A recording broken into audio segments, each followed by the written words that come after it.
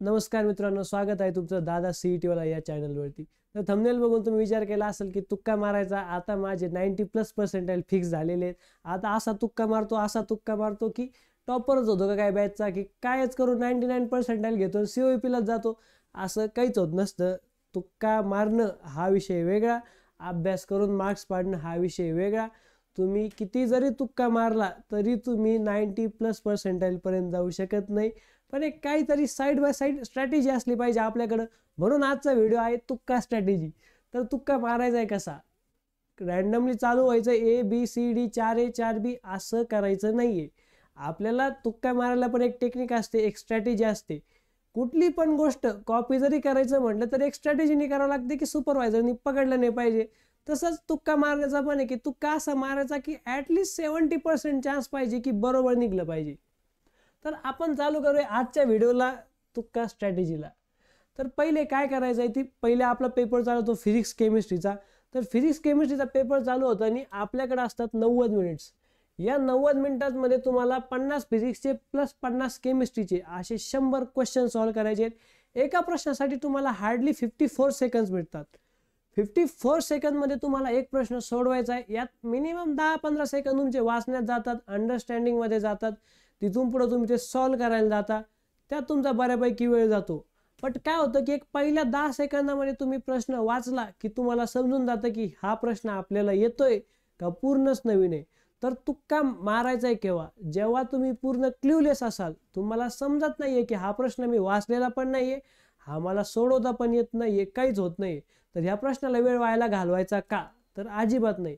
तर अशा प्रश्नाला की तुम्हाला जिथं काही आयडियाच नाहीये, अशा ठिकाणी तुम्ही तुक्का मारू शकता. मॅक्सिमम ट्राय करायचं की पहिले आपण सगळे प्रश्न सोडूनच घ्यायचे. पहिल्या 90 मिनिटामध्ये फिजिक्स केमिस्ट्रीमध्ये तुम्ही जेवढे प्रश्न तुम्हाला येतात तेवढे सोडून घ्यायचे. मार्क फॉर रिव्ह्यू करा किंवा सायमल्टेनियसली सॉल्व्ह करता करता एखादे 2 तुक्का मारून द्या. पण पहिले प्रॉपर रीड करा, सोडवता येतोय का नाही ते बघा आणि जर येत नसेल तर तुक्का मारायला विचार करा. तर तुक्का मारायचा कसा? डायरेक्ट ABCD लिहून येऊ नका. अशाने काय होईल की जिथं A असेल तिथं तुम्ही B करताल, जिथं C असेल तिथं तुम्ही D करताल आणि तुमचं पूर्ण कॅल्क्युलेशनच चुकून जाईल आणि काहीच उपयोग होणार नाही. तर तुक्का मारायचा आहे कसा? तर त्याला स्टेप बाय स्टेप विचार करूया. पहिले तर तुम्हाला सगळे क्वेश्चन अटेम्प्टच करायचे की जे तुम्हाला येत आहे बघून घ्या, कोणता क्वेश्चन येतोय कोणता नाही आणि बघच पुढे चालू करा. तुक्का मारताना पहिले 4 ऑप्शन बघायचे. एखादा प्रश्न आहे समजा ज्यात तुम्हाला तुक्का मारायचा आहे, तर 4 ऑप्शन मध्ये काय ऑप्शन आहेत? तर हा जर फॉर एक्झाम्पल आपण घेतलं की 34, 14, 10 आणि 3 असे 4 ऑप्शन आहेत. तर अवॉइड एक्स्ट्रीम ऑप्शन्स. 34 आणि 3 हे थोडे जरा लांबचे वाटत आहेत की एकदमच 34 होतोय, एकदमच 3 होतोय. तर ही गोष्ट आपल्याला टाळायची आहे. एक्स्ट्रीम ऑप्शन नको. तर आपण काय करायचं, या 2 मिडल मधील 14 किंवा 10 यापैकी एखादा ऑप्शन चूज करायचा की ज्याची ॲटलिस्ट 60 to 70% शक्यता असते की हे ऑप्शन बरोबर असू शकतो. त्यानंतर काय की नॉन रिलेव्हंट. इथे बघा 3.4, 1.5, 6.1 आणि 9 बाकीचे जे डिजिट्स आहेत ते फॅक्टोरियल आहेत, पॉइंट्स मध्ये. पण डी जो ऑप्शन आहे तो 9. अशा ठिकाणी काय करायचं की जो ऑड मॅन आउट वाटतोय तुम्हाला की बाकीचे सगळे पॉईंट मध्ये दिसत आहे, हा थोडा जरा वेगळा वाटतोय, तर हा ऑप्शन तुम्हाला चुकूनही घ्यायचा नाहीये. राहिलेले जे 3 ऑप्शन आहे यातून तुम्ही एखादा ऑप्शन टिक करू शकता. नंतर आहे की ज्या ऑप्शन मध्ये तुम्हाला बोथ A and B किंवा ऑल ऑफ द अबो असं दिलेलं असतं, त्या ठिकाणी तुक्का मारताना काहीच विचार करायचा नाही. Direct both A and B किंवा ऑल ऑफ द अबो असेल तर ऑल ऑफ द अबो हाच त्याचं उत्तर असणार आहे. Maximum Times almost 95% success rate असतो या प्रश्नाचा की जिथं बोथ A and B आणि ऑल ऑफ द अबो आहेत. त्यानंतर काय करायचं तुम्हाला की पॅटर्न फाइंड करायचे की हा बघा इथे x² + 3x, x² + 6x, x³ + 4x आणि x² + 2x असा आहे. तर हा जो x³ + 3x आहे हा थोडा वेगळा वाटतोय, त्यामुळे हा ऑप्शन तर नसणार आहे. पॅटर्न मध्ये तुम्हाला स्क्वेअर स्क्वेअर स्क्वेअर दिसतंय. राहिले 3 ऑप्शन. 3 ऑप्शन मध्ये जर तुम्ही विचार केला तर हा थोडा ऑड नंबर वाटतंय, हे 2 इवन नंबर वाटतंय. तर काय असू शकतं? तर शक्यतो हा ऑड वाला पण काढून टाका आणि हे 2 जे ऑप्शन आहे यातून एखादा चूज करा. अशी पण तुम्ही स्ट्रॅटेजी वापरू शकता की काय पॅटर्न आहे, ऑप्शनच्या पॅटर्ननुसार तुम्ही आन्सरकडे लक्ष द्या की काय नसेल. त्यानंतर आहे की एलिमिनेशन. प्रश्न वाचल्या वाचल्या तुम्हाला काहीतरी आयडिया येते की 4 ऑप्शन जर आपण बघितले तर B तर नाहीच आहे, D पण नाहीये, ए आणि सी मध्ये थोडंसं कन्फ्युजन होतंय. तर मला वाटतं की ए आणि सी मधलाच एखादा असेल तर ए आणि सी लाच ट्राय करा, बी आणि डी सोडून द्या. त्यानंतर आहे की ऑप्शन सबस्टिट्यूशन. काही रिॲक्शन असतात की जिथे तुम्हाला काय जनरेट झालंय फाइंड आउट करायचं असतं किंवा काही न्यूमरिकल पण असतात, त्या ठिकाणी तुम्ही ऑप्शन सबस्टिट्यूट करून सुद्धा चेक करू शकता. तर तुक्का मारण्यापेक्षा ऑप्शन जर तुम्ही सबस्टिट्यूट केले, फास्ट थोडं कॅल्क्युलेशन केलं, तर ते पण तुम्हाला इझिली जमू शकतं आणि तुम्ही थोडंसं सक्सेस रेट तुमचा वाढवू शकता.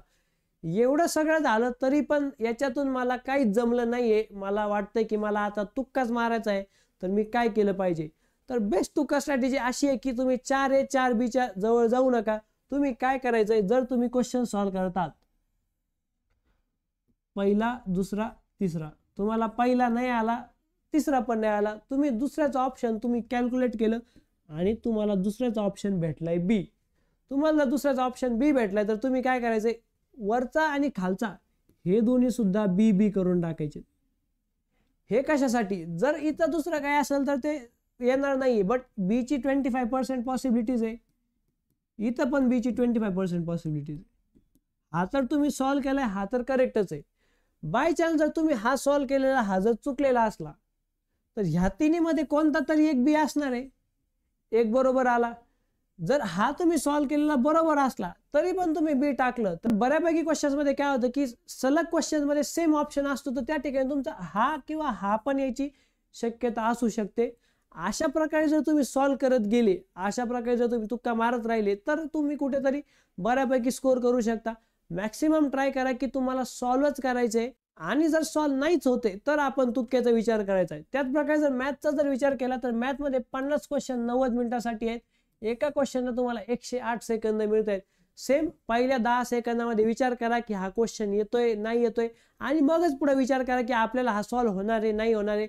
एकदमच असं पण नको की वाचला नाही येते दिला सोडून, असं पण नका करू. थोडा वाचा, विचार करा त्यावर थोडासा आणि बघा ट्राय करून की सॉल्व्ह होतंय का नाही. 1-2 स्टेप तरी ऍटलीस्ट ट्राय करा सॉल्व्ह करायचं. जर नसेलच होत तर तुम्ही यापैकी कोणत्या पण एका स्टेपद्वारे तुक्का मारू शकता. आणि सगळ्यात महत्त्वाची गोष्ट की सीईटी मध्ये निगेटिव्ह सिस्टीम नाहीये, त्यामुळे तुम्हाला प्रत्येक प्रश्न सॉल्व्हच करायचा आहे.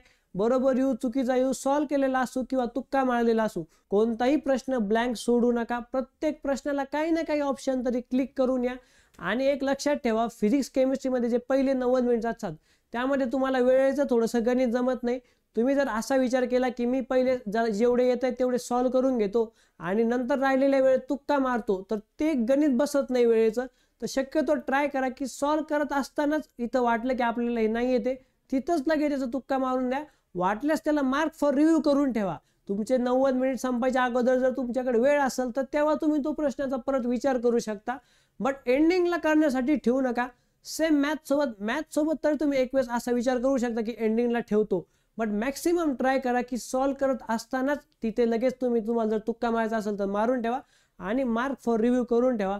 कुठलाही प्रश्न ब्लँक ठेवू नका. एकदा तुमचे 90 मिनिट क्रॉस झाले, फिजिक्स केमिस्ट्रीचा पेपर बंद होऊन जाईल, मॅथचा पेपर चालू होऊन जाईल.